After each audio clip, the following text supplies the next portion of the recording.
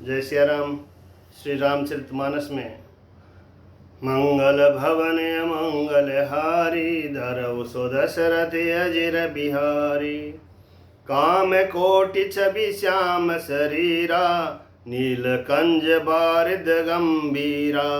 अरुण चरण पंकज नख ज्योति कमल दलिन बैठे जनमोती। उनके नील कमल और गंभीर जल से भरे हुए मेघ के समान श्याम शरीरों में करोड़ों कामदेवों की शोभा है। लाल लाल चरण कमलों के नखों की शुभ्र ज्योति ऐसी मालूम होती है जैसे लाल कमल के पत्तों पर मोती स्थिर हो गए हो। चरण तलों में व्रज ध्वजा और अंकुश के चिन्ह शोभित है। नूपुर यानी पेंजनी की ध्वनि सुनकर मुनियों का भी मन मोहित हो जाता है। कमर में करधनी और पेट पर 3 रेखाएं त्रिवली है। नाभि की गंभीरता को तो वही जानते हैं जिन्होंने उसे देखा है। बहुत से आभूषणों से सुशोभित विशाल भुजाएं हैं। हृदय पर बाघ के नख की बहुत ही निराली छटा है। और मनिहार पद की शोभा विप्रचरण देखत मन लोभा।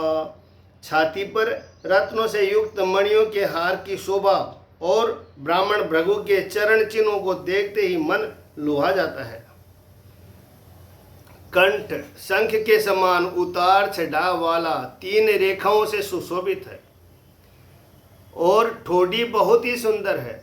मुख पर असंख्य कामदेवों की छटा छा रही है। 2 सुंदर दतुलियां हैं। लाल लाल होठ है और नासिका और तिलक के सौंदर्य का तो वर्णन ही कौन कर सकता है। सुंदर कान, बहुत ही सुंदर गाल है। मधुर तोतले शब्द बहुत ही प्यारे लगते हैं। जन्म के समय में रखे हुए चिकने और घुंघराले बाल है जिनको माता ने बहुत प्रकार से बनाकर संवार कर दिया है। शरीर पर पीली झगुली पहनाई हुई है। उनका घुटनों और हाथों के बल चलना मुझे बहुत ही प्यारा लगता है। उनके रूप का वर्णन वेद और शेष भी नहीं कर सकते। उसे वही जानता है जिसने कभी स्वप्न में भी देखा हो। जो सुख के पुंज मोह से परे तथा ज्ञान वाणी और इंद्रियों से अतीत है, वे भगवान दशरथ कौशल्या के अत्यंत प्रेम के वश होकर पवित्र बाली लीला करते हैं। इस प्रकार संपूर्ण जगत के माता पिता श्री राम जी अवधपुर के निवासियों को सुख देते हैं।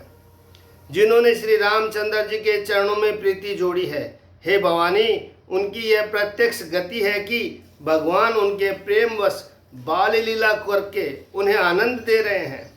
श्री रघुनाथ जी से विमुख रहकर मनुष्य चाहे करोड़ों उपाय करे परंतु उसका संसार बंधन कौन छुड़ा सकता है। जिसने सब चराचर जीव को अपने वश में कर रखा है वह माया भी प्रभु से भय खाती है। भ्रकुटी विलास नचावई ताही अस प्रभु छाड़ी बजय कहूँ काही। भगवान उस माया को बोहे के इशारे पर नचाते हैं। ऐसे प्रभु को छोड़कर कहो और किसका भजन किया जाए। मन वचन और कर्म से चतुराई छोड़कर भजते ही श्री रघुनाथ जी कृपा करेंगे। इस प्रकार से प्रभु श्री रामचंद्र जी बाल क्रीड़ा की ओर समस्त नगर निवासियों को सुख दिया। कौशल्या जी कभी उन्हें गोद में लेकर हिलाती डुलाती और कभी पालने में लेटाकर झुलाती है। प्रेम में मग्न कौशल्या जी रात और दिन का बीतना नहीं जानती थी। पुत्र के स्नेहवश माता उनके बाल चरित्रों का गान किया करती है। एक बार जननी निवाए करे श्रृंगार पलना पोडाए। एक बार माता ने श्री रामचंद्र जी को स्नान कराया और श्रृंगार करके पालने पर पोड़ा दिया। फिर अपने कुल के इष्ट देव भगवान की पूजा के लिए स्नान किया। पूजा करके निवेद्य चढ़ाया और स्वयं वहाँ गई जहाँ रसोई बनाई गई थी। फिर माता वहीं पूजा के स्थान में लौट आई और वहाँ आने पर पुत्र को इष्ट देव भगवान के लिए चढ़ाए हुए निवेद का भोजन करते देखा। माता भयभीत होकर पालने में सोया था, यहाँ किसने लाकर बैठा दिया, इस बात के से डर कर पुत्र के पास गई तो वहाँ बालक को सोया हुआ देखा। फिर पूजा स्थान में लौटकर देखा कि वही पुत्र वहाँ भोजन कर रहा है। उनके हृदय में कंप होने लगा और मन को धीरज नहीं होता। वह सोचने लगी, यहाँ और वहाँ मैंने दो बालक देखे, यह मेरी बुद्धि का भ्रम है या और कोई विशेष कारण है। प्रभु श्री रामचंद्र जी ने माता को घबराई हुई देखकर मधुर मुस्कान से हंस दिया। फिर उन्होंने माता को अपना अखंड अद्भुत रूप दिखलाया, जिसके एक एक रोम में करोड़ों ब्रह्मांड लगे हुए हैं। अगणित रवि शशि शिव चतुरानन, बहुगिरि सरित सिंधु मही कानन, काल करम गुण ज्ञान सुभाऊ, सो देखा जो सुनान काऊ। अगणित सूर्य, चंद्रमा, शिव, ब्रह्मा, बहुत से पर्वत, नदियाँ, समुद्र, पृथ्वी, वन, काल, कर्म, गुण, ज्ञान और स्वभाव देखे, और वे पदार्थ भी देखे जो कभी सुने भी नहीं थे।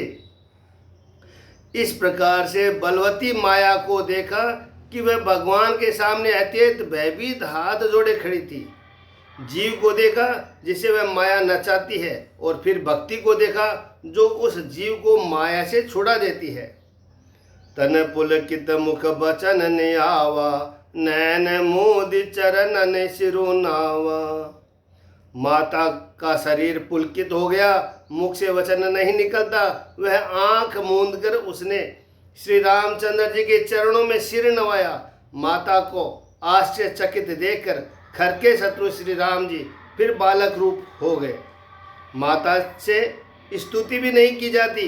वह डर गई कि मैंने जगत पिता परमात्मा को पुत्र करके जाना। श्रीहरि ने माता को बहुत प्रकार से समझाया और कहा, हे माता सुनो, यह बात कहीं पर कहना नहीं। बार बार कौशल्या विनय करई कर जोरी, अब जन कबहू व्यापे, प्रभु मोहि माया तोरी। कौशल्या जी बार बार हाथ जोड़कर विनय करती है कि हे प्रभु, मुझे आपकी माया अब कभी न व्यापे। भगवान ने बहुत प्रकार से बाल लीलाएं की और अपने सेवकों को अत्यंत आनंद दिया। कुछ समय बीतने पर चारों भाई बड़े होकर कुटुंबियों को सुख देने वाले हुए। तब गुरुजी ने जाकर चूड़ाकर्म संस्कार किया।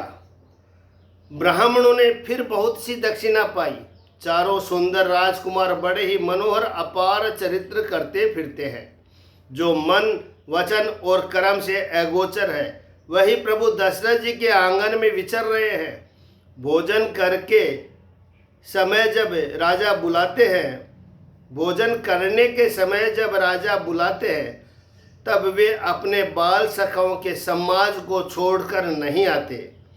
कौशल्या जी जब बुलाने जाती है, तब प्रभु ठुमुक ठुमुक भाग चलते हैं, जिनका वेद नेति इतना ही नहीं कहकर निरूपण करते हैं। और शिवजी ने जिनका अंत नहीं पाया, माता उन्हें हठपूर्वक पकड़ने के लिए दौड़ती है। वे शरीर में दूली लपेटे हुए आए और राजा ने हंसकर उन्हें गोद में बैठा लिया। भोजन करते हैं पर चित्त चंचल है। अवसर पाकर मुंह में दही भात लपटाए किलकारी मारते हुए इधर उधर भाग चले। श्री रामचंद्र जी की बहुत ही सरल, भोली और सुंदर मन भावनी बाल लीलाओं को सरस्वती जी, शेष जी, शिव जी और वेदों ने गान किया है। जिनका मन इन लीलाओं में अनुरक्त नहीं हुआ, विधाता ने उन मनुष्यों को वंचित कर दिया, इन्हें नितांत भाग्यहीन बनाया। जो ही सब भाई कुमार अवस्था के हुए, तो ही गुरु पिता माता ने उनको उनका यज्ञोपवित्र संस्कार कर दिया।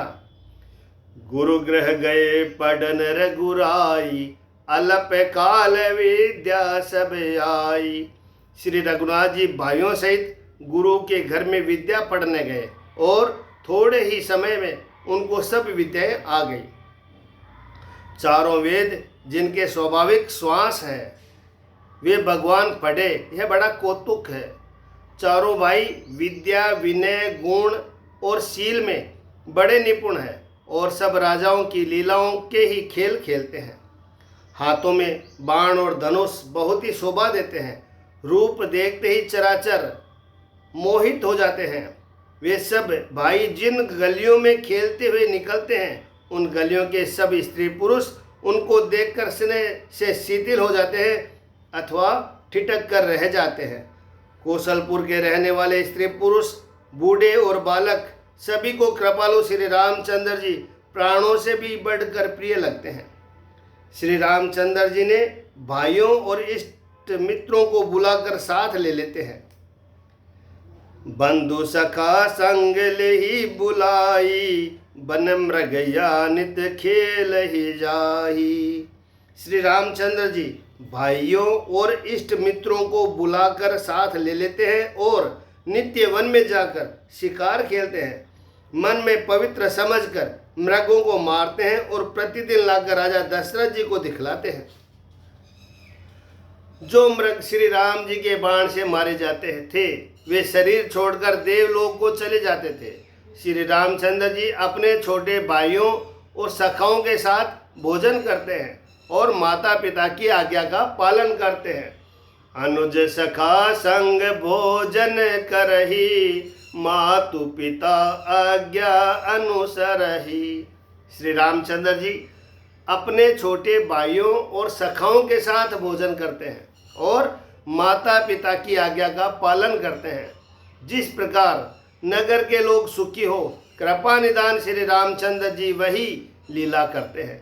वे मन लगाकर वेद पुराण सुनते हैं, फिर स्वयं छोटे भाइयों को समझाकर कहते हैं कि प्रातः काल उठी के रघुनाथा, मातु पिता गुरु ना वही माथा।